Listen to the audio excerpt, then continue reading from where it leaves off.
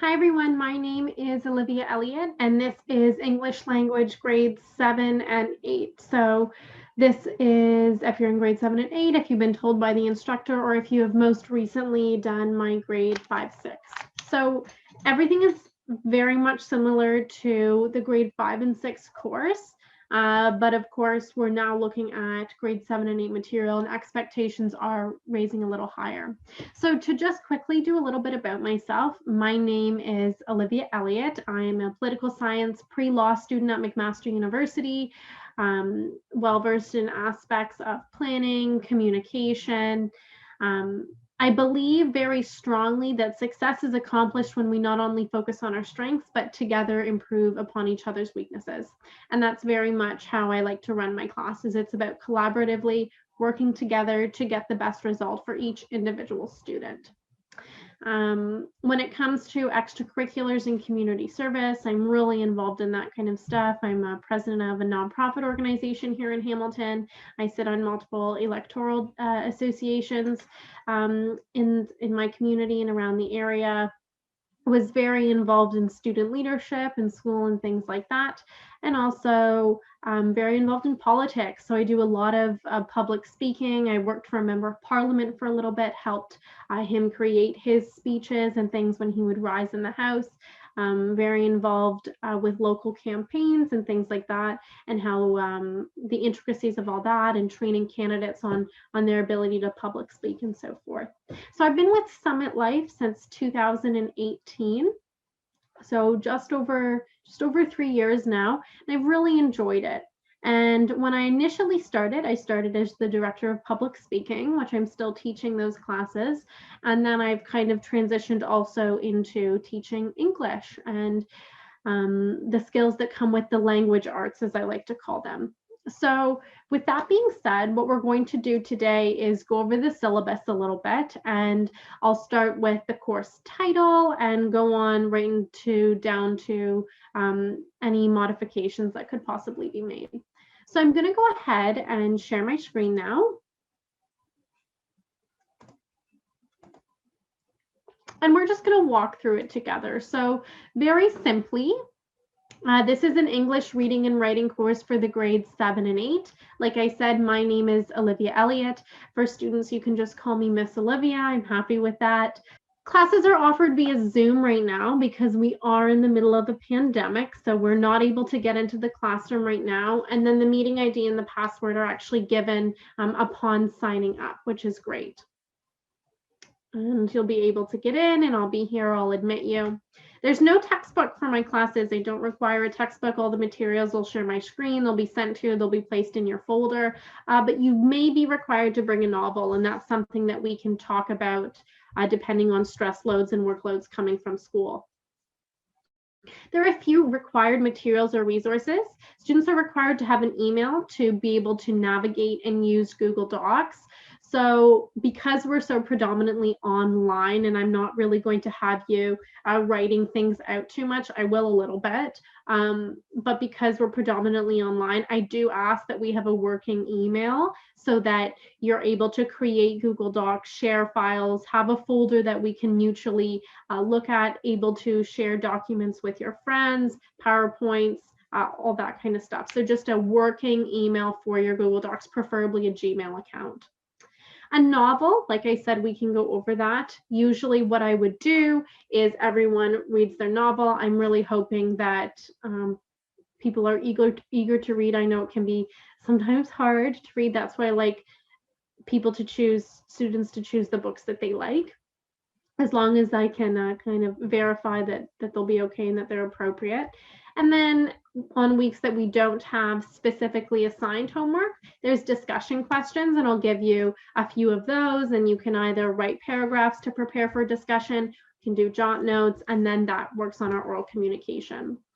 I do ask that for any presentations that we do, and sometimes we do presentations with PowerPoint, Google Slides, we use Bitmoji sometimes and things like that. I do ask that the camera is on for presentations. Look, I know it's really hard to have your camera on, but this isn't an early class. It's not the morning time. You're not going to be in your PJs. So if you can have a working camera, for your class presentations, but also if you just want to leave it on so that we can see each other, that would be great, but I understand if not. And sometimes even my internet connection's a bit off, so you have to lose the camera for the voice for a little bit, so I understand that there. And obviously when you're working, you don't have to have it on. I do ask that you do have, however, working audio via a microphone, speakers, headphones, AirPods, whatever you have. That would be great. As long as you have speakers built into your laptop, computer, iPad, iPhone, Android, whatever you have, it should be okay. With that being said, internet connection, I understand that internet accessibility is very difficult. I get that. I hope that that changes in the future. However, we do need internet connection for the course. You can't take the course without internet connection. When it comes back to classroom, I really hope that I can see you guys in the classroom, but for right now, we do ask that you have an internet connection. And then also basic school supplies for independent work. So like I said, everything we do is predominantly on the computer, but every now and then I'll say, can you draw out this diagram? Or can you, for listening activities, I might say, we'll do a listening activity where I explain something and you have to draw it out. So just having those basics, and also if you prefer note taking on your papers, pens and papers, that's fine as well. The prerequisites are English reading and writing grade 5, 6, or you're in grade 7 or 8, or you have permission of the instructor. I get everyone's bios before, so I'll make that decision. When it comes to a course description, this course is a little bit different than ones I have taught in the past because we are in the pandemic and because school has become increasingly difficult for both your teachers and for you guys, for the students. I understand that this approach is a bit different. So what I'm doing is I'm structuring this course in such that it mirrors the language curriculum put forth by the Ministry of Education of Ontario. Why am I doing that? I'm doing that because it's a course where I'm offering additional support to what you're already learning in school. I do understand that there will be some students who want to do extra, and that's fantastic, and I will happily provide that, and we can happily go into that discussion. But I also understand that it's very difficult to learn right now, and it's difficult for your teachers to teach you, and it's difficult for you to learn, and that's okay. Everybody's in the same boat. So this class acts as a support for those questions that maybe you're too nervous to ask in class, or the questions that you're not sure how to phrase them, or you think they're going to take up too much time, or there wasn't enough time in the Zoom that day. I'm here to help you answer them, and I'm here to hone in on those skills that maybe need an extra bit of support, but also to really give you an opportunity to flourish in the language arts, because it's such a beautiful topic and really such a fantastic area of study. So the major themes we're going to look at are oral communication, reading with meaning and fluency, developing and organizing writing skills, whilst building a further understanding of media literacy. So a little less focus on media literacy than we have in the past in this course, just because we do need that support and that extra opportunity might not be there. But of course, I reserve the right to modify as I go. So we may add a little bit more to media literacy as the time goes on. In addition to that, we do have a few learning outcomes here: developing grade appropriate oral communication skills, purposeful and comprehensive ways of learning, cultivating writing skills encompassing all aspects of writing from research to final copy, which is a huge difference from my grade 5-6 course, where they're presented with the information. In my grade 7 and 8 course, I'm preparing you for high school, and you do have to do that research by yourself. So for instance, we would do a lesson on proper citation. We would do a lesson on how to find secondary and tertiary resources. We would do peer-reviewed journal articles and things like that. So things that I never requested before in grade 5 and 6, but that I'm very much preparing you for high school. And then also I want you to master the creation, understanding, and analysis of different media texts. So it goes into media literacy. However, I'm really trying to combine reading, writing, and media literacy for our final weeks of class.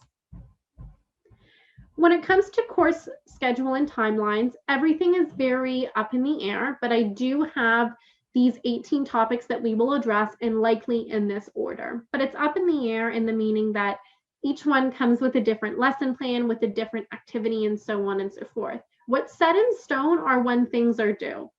So for example, the 18th class that we have, final class, you will have to do some form of final assignment, exam, or presentation. Also, you'll notice that it says something like oral communication or reading and writing or media literacy. Those are the topics. So you'll be required to create some form of assignment or answer some type of question or do some sort of test so that we can test those skills. And I label out percentages and worths in just a few moments. Yeah, there it is. So behavioral expectations. Same as every single class that I teach, I expect 3 things: professional responsibility, integrity, and accountability, self-improvement and pursuit of excellence, and respectful and professional relationships and communication. What I mean by that is I want you to do your best every single day. That's all. You don't have to do better than that. You just need to try your best. And if you're trying your best, and your best that week in this specific context, in this specific environment of your week was, look, I did the reading, but I had a really hard time understanding it. This is what I figured out. Maybe it's not correct. That's okay. If you're trying your best, if you're making an effort, you are being professionally responsible, you're giving integrity, and you're being accountable for your actions, and that's fantastic. And then when you are trying your best, you're trying for self-improvement, okay? The pursuit of excellence. I don't want you folks to try and be mediocre. I want you to be good, and I want you to be proud of yourself. And that means you're in a pursuit of getting better and doing better. And that pursuit of excellence is really going to flourish in this course. That's what I'm hoping. And then respectful and professional relationships and communication. For example, please refer to me as Miss Olivia, and I'll refer to you as the name that you choose to put under your Zoom, but make it consistent because that's going to be your name throughout the course. Procedures, a little bit more important for you guys than it has been in the past. In the event a student will be late, you can indicate this to me, send me an email within 12 hours of the course. In the event a student is missing, once again, an email within 12 hours of the course, okay? Assessment and evaluation. Your participation is worth 20%. Participation encompasses a lot of things. Number one, it encompasses our behavioral expectations. So are you being professionally responsible? Are you trying to self-improve, and are you being respectful and maintaining professional relationships and communication? Are you showing up to class? So how I kind of divide it is if you show up, you get 1 point. And if you're behaving properly, you get another point. And if you're absolutely excellent and you're participating and you're doing your very best to participate, you get another point. So you're looking for 3 points in a class, okay? And at each 3 points equals 1%. So every time you get 3 points, you get 1%. Great. Now, you can get multiple points. I'll go over this in time. You can get extra points and things like that because we have 18 classes and we have 20%.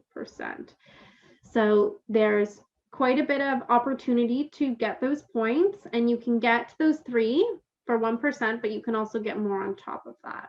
Okay, so you automatically get 2/3 of your percent from showing up and behaving appropriately, and then you get another percent if you're discussing, and another percent, and so on and so forth. So you could really get a lot of points there to get those full marks. Your oral communication assignment is worth 20%. Your reading and writing assignment is worth 15%. Your spelling tests are worth 10%. Your media literacy assignment is worth 10%, and your final evaluation is worth 25%. In the event an assignment is not handed in and there's no reasonable excuse provided to me, to the teacher, a 5% deduction on the grade will occur for 10 days. And after the 10 days, a 0 will be awarded. So I have a little bit of an error here, but after those 10 days, you're going to end up getting a 0. So it's 5% off each day. And then and then the 0 is awarded. And of course, for course modifications, the instructor and Summit Life reserve the right to modify elements during the term, during any extreme circumstances like a pandemic or anything like that. So just be aware, it is the responsibility of the student. You guys are in grade 7 and 8, or you're at a point where you can communicate with someone who's at the age of grade 7 and 8. It's your responsibility to check your email and to check your Google Docs and to check your folders and things like that on a weekly basis to note any changes during the term. So with that being said, the course is a fun one. It's definitely a little bit trickier than the ones that I've taught in the past, but it's grade 7 and 8. So things are getting harder, and there's that whole other aspect of preparation for high school. And that's kind of the goal of this. I want to support you so that by the time you get into grade 9, you're really feeling ready for it. And it acts as a support, like I said, instead of an extra, because of the times that we're in. But there's obviously opportunity to flourish and to have that extra aspect of the course. So I really hope to see you. And if anyone has any questions or concerns, you can email me at oliviaelliott2000@gmail.com. I'll be happy to answer any questions you have. And Cindy's also has my contact information if you would prefer to have a different form of communication than email. So with that being said, like I always say, make sure you're washing your hands and wearing your mask so that I can see you in the classroom again. Bye-bye.